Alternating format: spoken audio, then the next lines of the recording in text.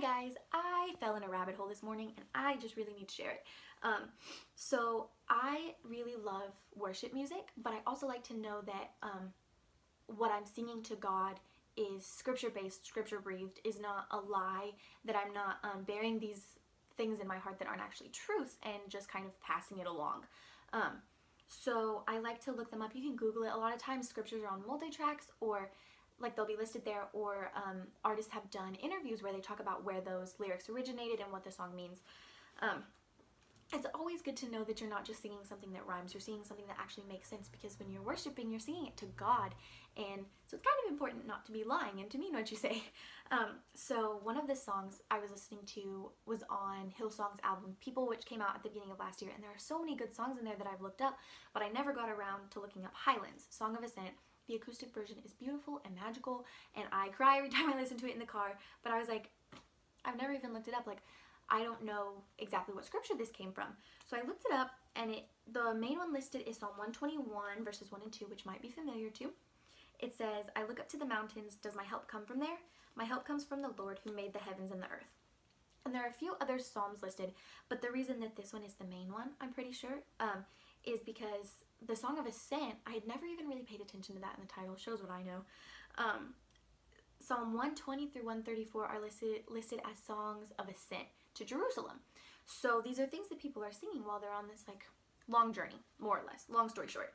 And it really got me thinking and kind of convicted me about what we sing to God in long journeys. And of course, we're not setting out on foot to walk to another city necessarily, but we are all on a journey with God. And some of the verses in this song are so telling. So it starts out talking about how we would climb the mountains and scale the valleys if God was there, you know, just to reach God, to get to Him. And I think that if we actually sit down and think, you know, it's beautiful to say that. It's pretty. I mean, it sounds so magnificent, like the plot of a movie. But we have metaphorical mountains and valleys that we need to get through to get to God. Things that, not obstacles necessarily that are unavoidable, but things that we maybe put in our own way. Things like we're busy with homework, or we failed and we don't want to show it to God, or we're scared, or we're sad. Things like that maybe put obstacles between us and God, and we sing these beautiful lyrics about how we're willing to climb that, to scale that, because, you know, God's right there. And then we don't do it. We let things like that drive a wedge between us and maybe even lead us to misconceptions about God and His character. Like, you know, I don't want to ask God for that because if He knows I want it, He'll take it away.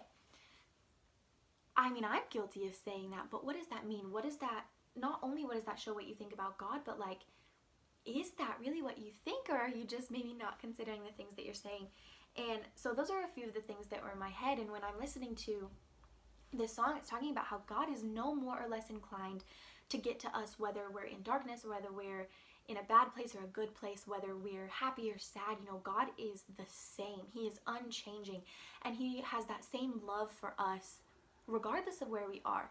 And He's willing to, you know, make the ultimate sacrifice to get to us and to show us grace and love.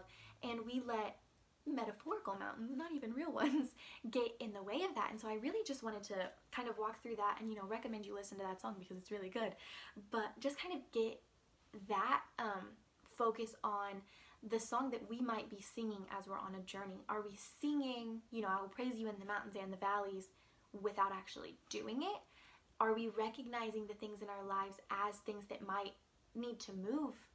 You know, and that doesn't mean you get to just say, oh, I'm not doing homework anymore, but you can ask God, you know, for solutions, and He provides the means for us to do it.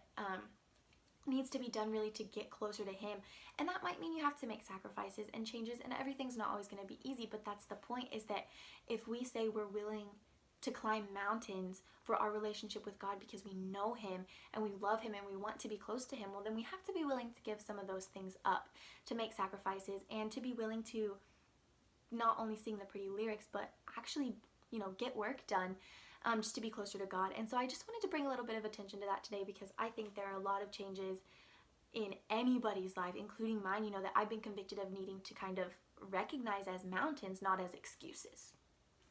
So there we go. That's my